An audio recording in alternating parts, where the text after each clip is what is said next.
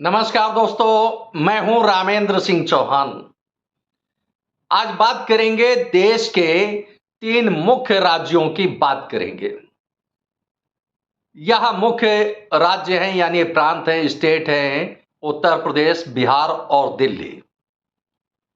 उत्तर प्रदेश, बिहार, दिल्ली के मुख्यमंत्रियों की कार्य संस्कृति, उनकी वर्किंग कल्चर और उनकी सोच पर, क्योंकि किसी भी नीति नियंता के नीति निर्धारण से उस प्रदेश की दशा और दिशा बदलती है, उसकी रफ्तार तय होती है, उसका आवाम या सुख चैन महसूस करता है या परेशानी महसूस करता है, इस पर आज बात करेंगे।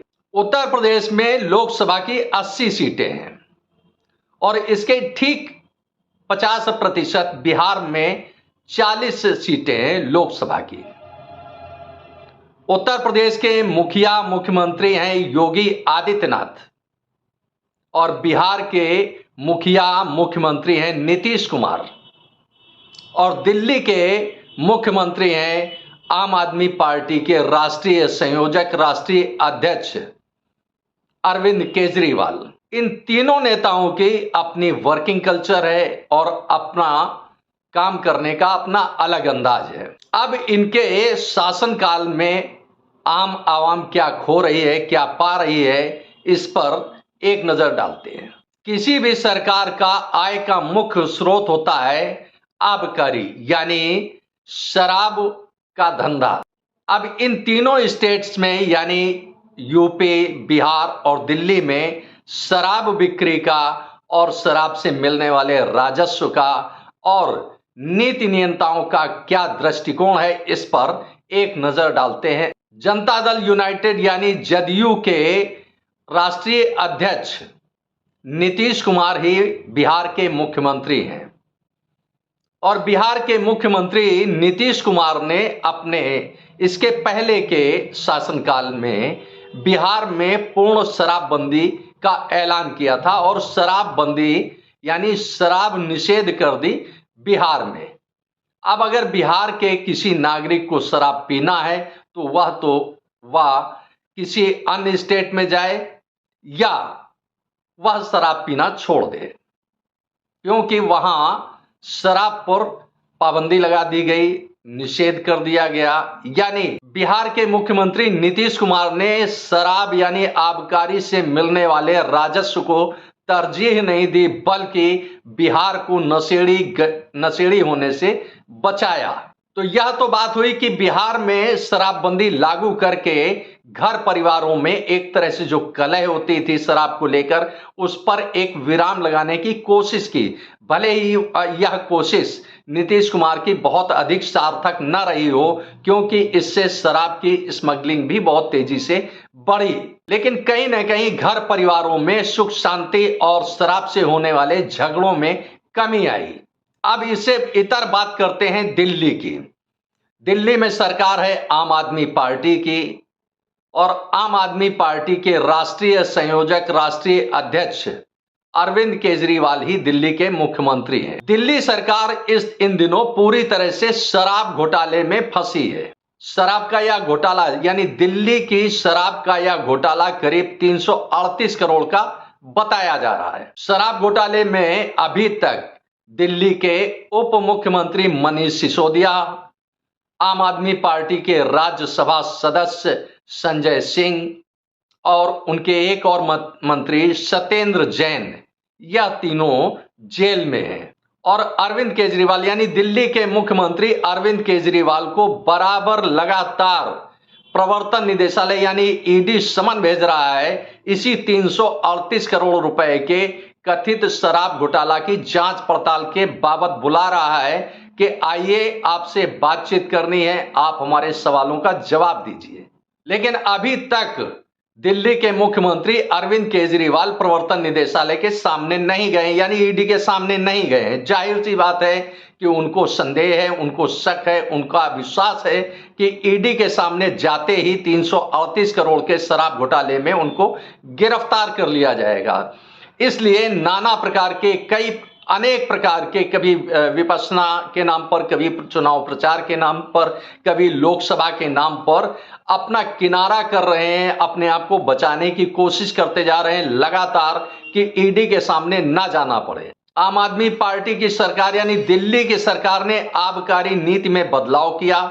इस नीति में भले ही आम आदमी को कोई फायदा हुआ हो ना हुआ हो, सरकार को कोई फायदा हुआ हो ना हुआ हो, यह एक अलग बात है, लेकिन जैसा कि खबरों में सामने आया कि इससे आम आदमी पार्टी का खजाना जरूर भरा, यानी आम आदमी पार्टी के नेताओं की जेबें गर्म हुई, उनका यानी नेताओं का खजाना जरूर भरा।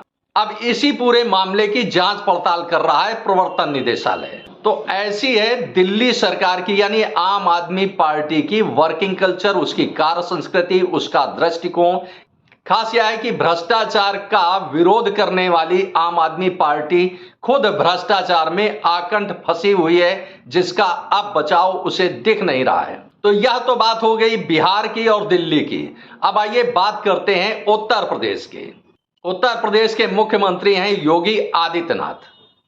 कड़े और सख्त तेवर, सख्त अंदाज वाले मुख्यमंत्री माने जाते हैं योगी आदित्यनाथ। अब यूपी के मुख्यमंत्री योगी आदित्यनाथ ने आबकारी नीति में एक बड़ा बदलाव कर दिया। इस बदलाव से उत्तर प्रदेश सरकार का खजाना तो जरूर भरेगा, लेकिन इसी के साथ आम नागरिकों के लिए मुसीबतें बड़ी तादाद में खड़ी होती नजर आ रही हैं। आबकारी नीति में भले ही बदलाव किया गया हो, लेकिन शराब पीने वाले शराब खरीदकर घर नहीं ले जाते हैं, बल्कि वह सड़क किनारे, चौराहे पर, फुटपाथ पर या उनको जहां भी मौका मिलता है वह शराब पीते हैं। और उससे एक अराजक स्थिति बनती है सामान्य नागरिकों के लिए, चाहे वह महिलाएं हो, युवतियां हो या बच्चे हो या बुजुर्ग हो, उनका राह निकलना, राह चलना बड़ा मुश्किल हो जाता है। इतना ही नहीं, अभी तक जो पार्टियां होती हैं शादी विवाह या अन्य मांगलिक कार्य के लिए शराब का जो लाइसेंस मिलता है, जो उनके लिए एक स्वीकृति मिलती है शासन या आबकारी विभाग से, वह अभी तक 6 घंटे की थी, जिसे अब बढ़ाकर 12 घंटे कर दिया गया है। इस तरह से शराब अब मांगलिक समारोह में, शादी विवाह में या अन्य मांगलिक समारोह में शराब 12 घंटे तक परोसी जा सकती है। शराब नीति में यानी आबकारी नीति में भले ही बड़े बदलाव किए गए हों, लेकिन नागरिकों की सुरक्षा को ध्यान में रखकर कहीं कोई कदम नहीं उठाया गया है सरकार की ओर से। बात केवल एक यूपी के किसी एक शहर की नहीं है, बल्कि पूरे प्रदेश की बात है कि शराब पीने वाले झगड़ा करते हैं और झगड़ा करने के बाद मारपीट और यहां तक कई बार मौतें हो जाती हैं। ऐसा नहीं है कि नशेड़ियों की चपेट में सिस्टम नहीं आता, यानी सरकारी कर्मचारी जिन पर जिम्मेदारी होती है कानून व्यवस्था लागू करने की, कानून व्यवस्था पर अमल कराने की। ऐसा नहीं है कि शराबियों का, नशेड़ियों का सामना सिस्टम से नहीं होता है, सिस्टम को भी इसका कई बार खामियाजा भुगतना पड़ता है और कई बार तो सिस्टम के लिए भी यह जान जोखिम बन जाता है। अब केवल कानपुर पर नजर दौड़ाएं तो देखें कि पार्वती बागला रोड यानी वीआईपी रोड पर नशेड़ियों की एक कार ने एक बाइक सवार को टक्कर मार दी। यह बाइक सवार थे दरोगा और सिपाही, यानी यूपी पुलिस के सिपाही थे, यूपी पुलिस के दरोगा थे, जिनको टक्कर मार दी। फ्रैक्चर हो गया, अस्पताल भेजे गए, इलाज चल रहा है। हालांकि उस कार चालक को गिरफ्तार कर लिया गया, उसकी जांच पड़ताल की गई, उसके खिलाफ कानूनी कार्रवाई की जा रही है। लेकिन सवाल तो यह उठता है कि आखिर यदि सब कुछ ठीक होता, नशेबाज टक्कर नहीं मारता, तो क्या दरोगा को या सिपाही को जो शारीरिक कष्ट, मानसिक कष्ट और आर्थिक कष्ट झेलना पड़ा, क्या वह झेलना पड़ता? इसी तरह से कानपुर में ही चकेरी इलाके में घर के बाहर नशेबाजी हो रही थी, जिसको रोका गया तो नशेबाजों ने पड़ोसियों को मारा पीटा और घायल कर दिया। इतना ही नहीं, वृद्धा जो बीच बचाव करने आई उसे धक्का दे दिया, जिससे उसकी वृद्धा की मौत हो गई। यानी सीनियर सिटीजन को भी नहीं बख्श रहे हैं नशेड़ी शराबी। इसी तरह से कानपुर के पूर्वी इलाके शनिगवा में नशेबाजी का विरोध करने पर आरोपियों ने, नशेड़ियों ने, गजेड़ियों ने, शराबियों ने पड़ोसियों को न केवल मारा पीटा, बल्कि उन्हें गंभीर रूप से, यानी पिता पुत्र को गंभीर रूप से घायल कर दिया। तो यह है आबकारी नीति का एक नया आयाम कि आम आदमी मर रहा है, चोटिल हो रहा है। आम आदमी के साथ नशेड़ी, शराबी झगड़ा करते हैं, मारपीट करते हैं और ले दे करके बात यही आती है कि कानून व्यवस्था। अब राजस्व की बात करें तो यूपी की यानी खास तौर से उत्तर प्रदेश की तो आबकारी से यानी शराब से होने वाली आय से बल्ले बल्ले हो रही है।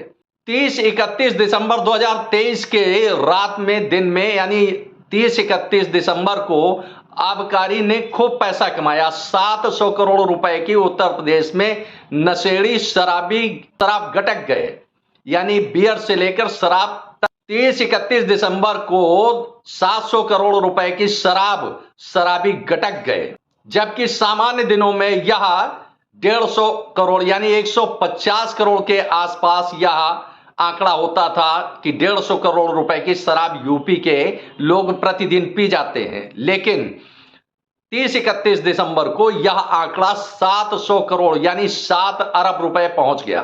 केवल लखनऊ में ही देखें तो 30 करोड़ की शराब तो केवल लखनऊ वासी गटक गए। तो इस तरह से शराब से यानी आबकारी नीति से सरकार का खजाना तो भर रहा है, लेकिन आम आदमी के लिए कितनी मुसीबतें खड़ी हो जाती हैं, कितनी परेशानियां खड़ी हो जाती हैं, इस पर ले दे करके यही बात होती है कानून व्यवस्था।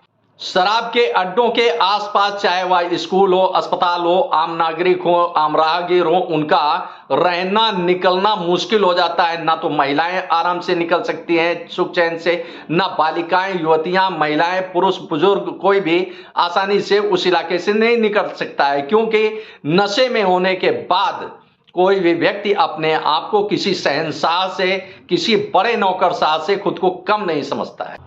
तो एक तरफ नीतीश कुमार ने बिहार में शराबबंदी लागू की, तो वहीं दिल्ली ने यानी आम आदमी पार्टी की सरकार ने दिल्ली में शराब के नाम पर, आबकारी नीति के नाम पर अपने खजाने भरे। तो वहीं यूपी में सरकार का खजाना तो जरूर भरा, लेकिन आम आदमी के लिए उतनी ही ज्यादा मुसीबतें खड़ी हो गई। आपने इस वीडियो को देखा, आपको यह वीडियो कैसा लगा कमेंट बॉक्स में हमें अवश्य बताएं। वीडियो को शेयर करें। यदि आप हमारे चैनल पर नए हैं तो हमारे चैनल को सब्सक्राइब करें, जिससे हमारे आने वाले वीडियो, आने वाले नोटिफिकेशन आपको मिल सके। दोस्तों, वीडियो को लाइक करना ना भूलें। आप लाइक करते हैं तो हमारा प्रोत्साहन होता है, हमारा मोटिवेशन होता है। आपने वीडियो को देखा, आपका बहुत बहुत धन्यवाद। Thank you. जय हिंद, जय भारत।